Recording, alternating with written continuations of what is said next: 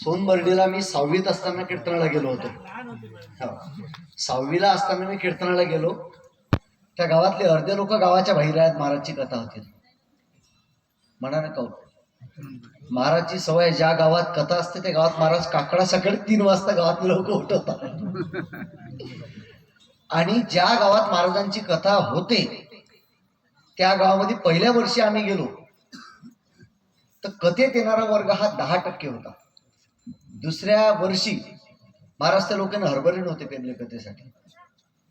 आज विनायकरावच्या गावामध्ये जर गेलो तर ती परिस्थिती आहे. महाराजांची जिथं कथा होते, महाराजांबद्दल काय बोलावं, जोपर्यंत डोळ्यातून अश्रू येत नाही तोपर्यंत देवाचं दर्शन होत नाही. तुम्ही कुठल्याही प्रवचनात कीर्तनात बसले हे शास्त्राला मान्यच नाही. हे महाराज 3 वेळा माझ्या डोळ्यातून अश्रू आले. मला ज्ञानोबरांची एक ओवी आठवली. पै हिताहित देखती अनिक घे नवापती उसुनी शिनुहरती देखी सुख. साधकाच्या हिताचा आणि अहिताचा विचार करणारा कोणी असेल तर तो संत असतो. मी एक दृष्टांताने पठवून देईन.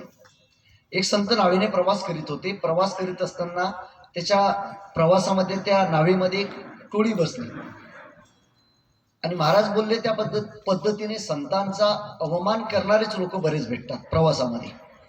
महाराजांना कमी त्रास झाला नाही. महाराजांनाही खूप त्रास झाला. महाराजांना आपल्या पैशाची कोणाची गरज नाही. 10 एकर दान देणारा अवलिय आपल्या समोर आहे. टाळी वाजवा महाराजांचा.